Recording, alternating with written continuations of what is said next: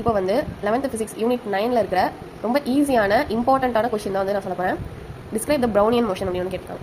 Brownian motion எதனால நடக்குது? Just இதோட நேம் தான், இந்த மோஷனோட நேம் தான் Brownian motion.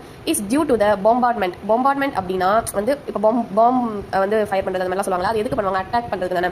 Due to the attack of suspended particles. Suspended பார்ட்டிகல்ஸ்னா ஏதோ ஒரு பார்ட்டிகல்ஸ் அது வந்து ஒரு ஃப்ளூயிட், ஒரு லிக்விட்ல வந்து மிதந்துகிட்டு இருக்கு, அல்லது அதுக்குள்ள இருக்கு, அதுக்கு தான் சஸ்பெண்டட் பார்ட்டிகல்ஸ் சொல்லுவாங்க.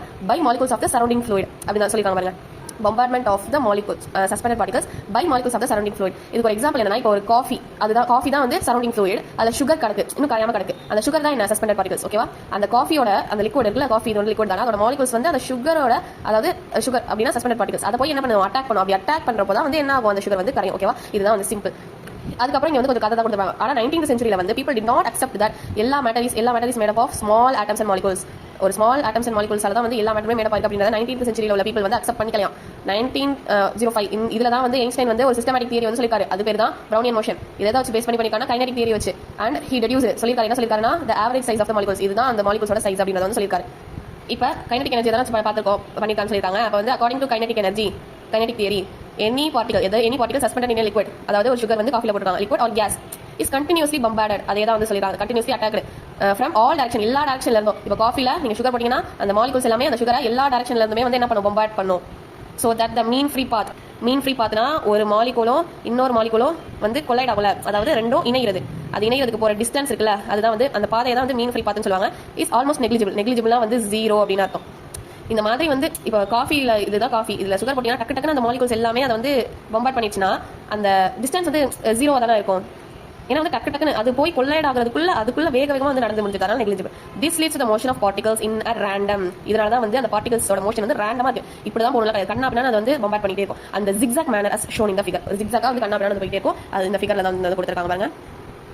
இதில் வந்து ஃப்ளூயிடோட வந்து அந்த பார்ட்டிகல்ஸ் எல்லாமே வந்து பொம்பார்ட் பண்ணுது. இப்போ இதில் வந்து இதையும் கொஞ்சம் ஞாபகம் வச்சுக்கோங்க. இப்போ வந்து இப்போ நம்ம டக்குனு காஃபியில் வந்து கையை விட்டுட்டோம் அப்படின்னா என்ன, அந்த மாதிரி ஞாபகம் வச்சுக்கோங்க. We put our hand in water, இது வந்து வாட்டர் சொல்லியிருக்காங்க. It causes no random motion. இப்போ நம்ம தண்ணிக்குள்ள கை விட்டோம்னா எந்த ஒரு ரேண்டமான கண்ணா பின்னான்ற மோஷன் வந்து நடக்காது. ஏன்னா அவர் ஹேண்ட் இஸ் சோ லார்ஜ், நம்ம கை ரொம்ப பெருசாக இருக்கும். That the momentum transferred by the molecular collision. அந்த மாலிகூல்ஸால ஏற்படக்கூடிய கொல்யூஷன்ஸ், இந்த ரெண்டு மாலிகூல் இணையதுல அது வந்து என்ன, அதோட மொமெண்டம் என்ன ஆகுது அப்படின்னா பத்தாது. ஏன்னா நம்ம இப்போ வந்து இங்கே நம்ம கையை இப்படி விட்றோம்னு வச்சுக்கோங்க, இந்த இப்படி விட்றோம் அப்படின்னா இந்த மாலிகூல்ஸால நம்ம கையை நவத்துற அளவுக்கு கொல்யூஷன் பவர், மொமெண்டம் பவர் வந்து இருக்காது. அதான் இங்கே சொல்லியிருக்காங்க. இப்போ வந்து இது ரொம்ப ஈஸி. லாஸ்ட்டாக வந்து இது எப்படி முடிக்கணும்னா, ஃபேக்டர்ஸ் அஃபெக்டிங் ப்ரௌனியன் மோஷன். இந்த கொஸ்டின் அப்போ தான் இது முடிக்கணும் ஞாபகம் வச்சுக்கோங்க. 2 point. Brownian motion increases with increase in temperature. இது ரொம்ப ஈஸி. இன்க்ரீஸ் இப்போ நம்ம என்ன பார்த்துட்டு இருக்கோம், ஒரு பார்ட்டிகல் வந்து தண்ணியில் இல்லைனா ஏதோ ஒரு ஃப்ளூயிட்ல போட்டால் கரையை பற்றி தான் பார்த்துட்டு இருக்கோம். இப்போ Brownian motion increase with increase temperature. இப்போ வந்து நீங்கள் ஒரு சூடான தண்ணியில் போய் சுகர் போட்டிங்கன்னா ஈஸியாக கரைஞ்சிடும். இதுவே ஒரு கோல்டான தண்ணி போட்டிங்கன்னா கரையிறதுக்கு லேட் ஆகும். அதுதான் இன்க்ரீஸ் ஆன டெம்பரேச்சர் இருந்துச்சு அப்படின்னா ப்ரௌனியன் மோஷன் வந்து இன்க்ரீஸ் ஆகும், அதாவது கரையிறது வந்து இன்க்ரீஸ் ஆகும். அவ்வளவுதான். Brownian motion decreases with bigger particle size. இப்போ நம்ம பெருசா வந்து போட்டோம்னு வச்சுக்கோங்க, இதெல்லாம் நம்மளாவே வந்து சும்மா கதை அடிக்காம தான். இப்போ வந்து கற்கண்ட சுகர் வந்து பவுடர் ஆக்கி போறதுக்கும் கற்கண்டா போறதுக்கும் வித்தியாசம் இருக்கு. அந்த மாதிரி நம்ம பிக்கர் பார்ட்டிகல் சைஸ், அப்புறம் ஹை விஸ்காசிட்டினா அடர்த்தி, டென்சிட்டி எல்லாமே ஒரே மாதிரி கிட்டத்தட்ட. Liquid density of liquid or gas கூட அதை பேஸ் பண்ணியும் வந்து ப்ரௌனியன் மோஷன் வந்து டிக்ரீஸ் ஆகுது அப்படின்னு சொல்லியிருக்காங்க. அவ்வளவுதான்.